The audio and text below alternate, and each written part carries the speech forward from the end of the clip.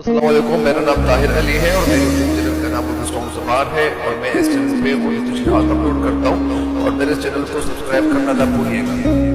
बिस्मिल्लाहिर्रहमानिर्रहीम। अस्सलामु अलैकुम डियर स्टूडेंट्स, उम्मीद है आप लोग ठीक होंगे और आप लोगों की ज़िंदगी खुशियों के साथ गुजर रही होगी।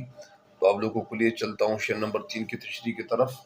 शेर नंबर 3 क्या है? शेर नंबर 3 यही है, किस शबाहत को लिए आया है दरवाजे पे चांद, ए शब हिजरा जरा अपना सितारा देखना।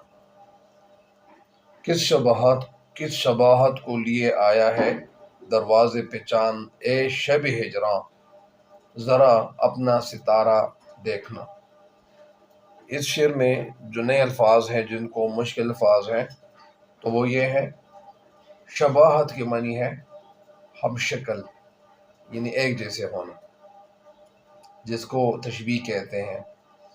शब हिजरा के मानी यहाँ पे है, शब के मानी रात, हिजरा के मानी जुदाई, यानी तन्हाई की रात या जुदाई की रात। इस शेर का जो मफहूम है वो कुछ यूँ है कि शायरा कहना ये चाहती है, चांद महबूब की शक्ल और सूरत का अक्स लिए दरवाजे पर आ गया है, अक्स तस्वीर लिए दरवाजे पर आ गया है। लगता है जुदाई की तवील रात अब ख़त्म होने वाली है। इस शेर की तशरीह बढ़ने से पहले मेरे इस चैनल पे हर आने वाले उनको चाहिए तो मेरे चैनल को सब्सक्राइब करें और बिल आइकन का बटन ज़रूर दबाएं ताकि मेरी हर वीडियो आपको वक्त पर पहुंचती रहे। इस शेर में शायरा परवीन शाकिरा या शायरा परवीन शाकिर कहना ये चाहती हैं कि महबूब से जुदाई के लम्हात, महबूब से जुदाई की घड़ियाँ मेरे लिए बहुत अजियतनाक थे, मेरे लिए बहुत ज़्यादा यानी अजियत वाले थे।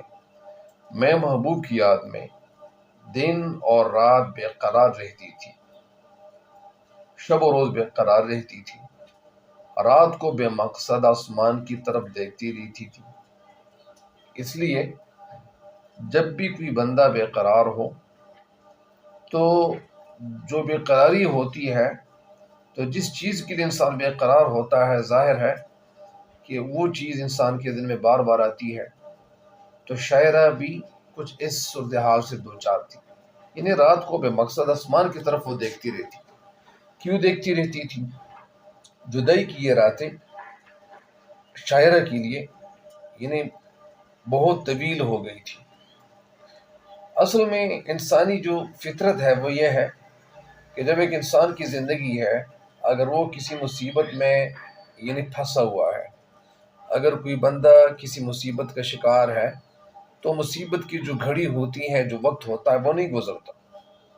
अगर वो घड़ी खुशी की घड़ी हो तो इतनी जल्दी गुजर जाती है कि पता ही नहीं चलता, पलक झपकते हुए वो गुजर जाता है वो वक्त। लेकिन शायरा का जो वक्त है वो नहीं गुजर रहा, और वो कहती है कि जुदाई की घड़ियाँ, जुदाई का वक्त मेरे लिए बहुत तवील हो गया था, जुदाई का वक्त बहुत तवील हो गया था। लेकिन फिर ऐसा हुआ कि चांद मेरे घर की चौखट पर महबूब की शक्ल और शबाहत अख्तियार किए हुए नमूदार हुआ। मतलब यानी इनका जो महबूब था वो भी चांद जैसा था, तो महबूब तो नज़र नहीं आता था।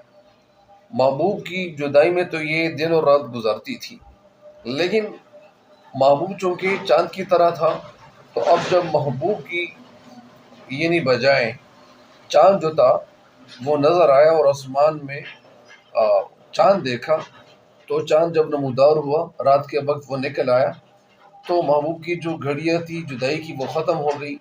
इस तरह महबूब की जो तवील रात थी वो इख्तिताम तक पहुँच गई। जिस तरह एक शायर कहते हैं, फैज़ अहमद फैज़, कि बज़्म ख़याल में तेरे हुस्न की शम्मा जल गई, बज़्म ख़याल में तेरे हुस्न की शम्आ जल गई, दर्द का चांद बुझ गया, हिजर की रात ढल गई।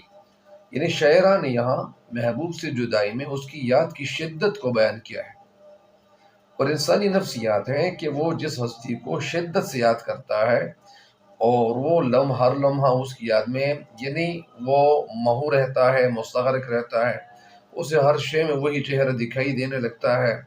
तो जाहिर है कि जो इंसान जिसके साथ मोहब्बत करता है تو وہ محبت جس کے ساتھ انسان کرتا ہے تو وہی بندہ ان کے ذہن میں بار بار آتا رہتا ہے۔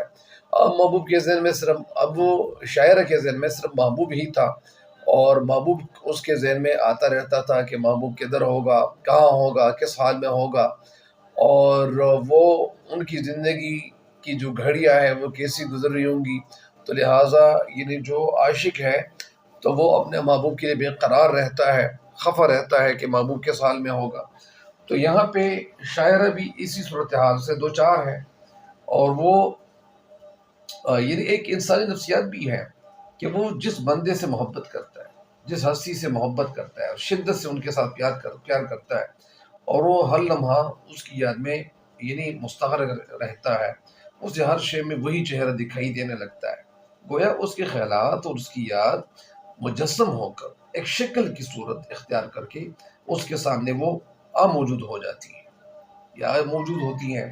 اس طرح تنہائی اور ہجر کا احساس ختم ہو جاتا ہے، اور انسان خیالوں ہی خیالوں میں ملاقات ان کی ہوتی ہے اور گھنٹوں گفتگو ہوتی ہے۔ جس طرح ایک شاعر کہتے ہیں کہ تیرا دیدار ہو آنکھیں کسی بھی سن دیکھیں، سو ہر چہرے میں اب تیری شباہت چاہیے ہے۔ شاعر شعر میں کہتی ہے چاند محبوب کا عکس لیے میرے روبرو آ گیا، میرے سامنے آ گیا، اے ہجر کی رات، اے تنہائی کی رات، اے جدائی کی رات، تم اپنا ستارہ دیکھو، تم اپنی حالت کو دیکھو۔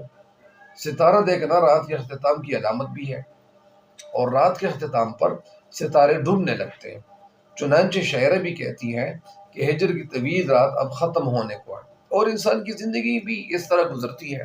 میں نے جس طرح لوگوں کو عرض کیا کہ جب انسان کی جو زندگی ہے، اگر وہ انسان تکلیف میں زندگی گزارتا ہے تو تکلیف کی جو گھڑیاں ہوتی وہ نہیں ختم ہوتی، وہ طویل ہوتی جاتی۔ آپ لوگوں نے یہ تجربہ کیا ہوگا کہ جس گھر میں اگر ایک انسان ہے اور وہ فوت ہو جاتا ہے تو اس گھر کے جتنے بھی لوگ ہوتے ہیں وہ ماتم کر رہے ہوتے ہیں، وہ بین کر رہے ہوتے ہیں، وہ خفا ہوتے ہیں، وہ ان کے پیچھے رونا روتے ہیں، اور ان کی جو رات ہوتی ہے وہ رات ان کی جدائی کی رات ہوتی ہے، اور جو ان کے گھر میں جو بندہ ہوتا ہے وہ جب فوت ہوتا ہے تو وہ رات ان کے لیے گزارنا بڑا مشکل ہو جاتا ہے۔ اسی طرح اگر وہ رات خوشی کی رات ہو، کسی کی شادی ہو گھر میں، تو پھر وہ رات خوشی کی رات اتنی جلدی گزر جاتی ہے کہ پتہ ہی نہیں چلتا وہ رات گزر جاتی۔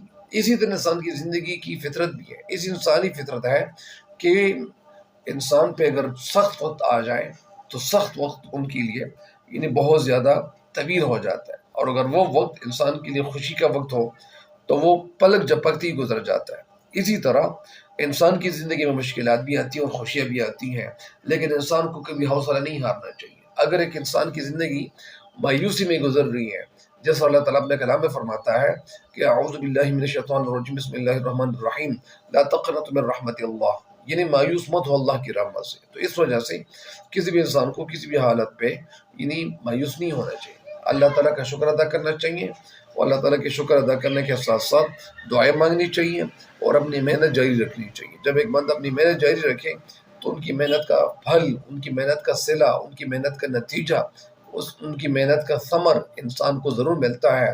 تو لہٰذا انسان کو کبھی ناامیدی کی طرف نہیں دیکھنا چاہیے۔ اب یہاں پہ شاعر جو ہے وہ ناامیدی کی شکار ہے، تو وہ ناامیدی کی شکار اس لیے ہے کیونکہ محبوب جو تھا ایسے جدا ہو گیا تھا، اور ان کے لیے محبوب کی جدائی میں جو وقت گزارنا تھا، زندگی بیتنی تھی، وہ بڑی مشکل ہو گئی تھی۔ تو اس لیے ہر انسان جب وہ محبوب اس سے جدا ہوتا ہے تو ان کے لیے وہ گھڑیاں گزارنا انسان کی فطرت ہے کہ وہ بڑی تکلیف دہ ہوتی ہے۔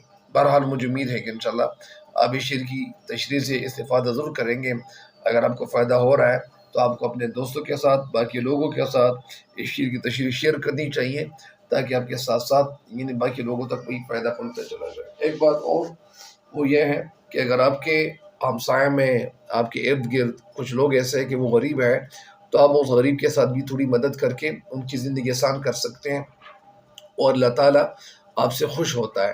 تو جو بندہ ہے، اگر آپ کسی کے ساتھ زیادہ پیسوں کی مدد نہیں کر سکتے تو کم از کم اتنا تو کر سکتے ہیں کہ کسی کو ایک وقت کی روٹی دے، کسی کو سالن دے، تاکہ آپ کا جو یہ ثواب ہے، یہ جو کار ثواب ہے، کام، یہ جو ثواب کا کام ہے، یہ انسان کے کام آتا ہے آخرت میں، اور ایک بات یہ بھی ہے کہ جب ہم ایک دوسرے کے ساتھ یعنی اچھا سلوک کریں گے، ایک دوسرے کے کام آئیں گے، تو یہ جو نیکی کا کام ہے تو یہ یعنی آخرت میں ہمیں فائدہ دے گا۔ بہرحال مجھے امید ہے کہ انشاءاللہ آپ اس بات پہ بھی عمل کریں گے۔ اللہ تعالیٰ ہم سب کا حامی نصر ہو۔ اللہ تعالیٰ ہم سب کے گھر والوں کو، اللہ تعالیٰ ہم سب کو ہر قسم کے اچانک حوادث سے، مصیبتوں سے، تکلیفوں سے، مصائب سے اور ایسے مہلک امراض سے اللہ تعالیٰ ہم سب کو دور رکھے جو انسان کے لیے مہلک ثابت ہوں۔ بہرحال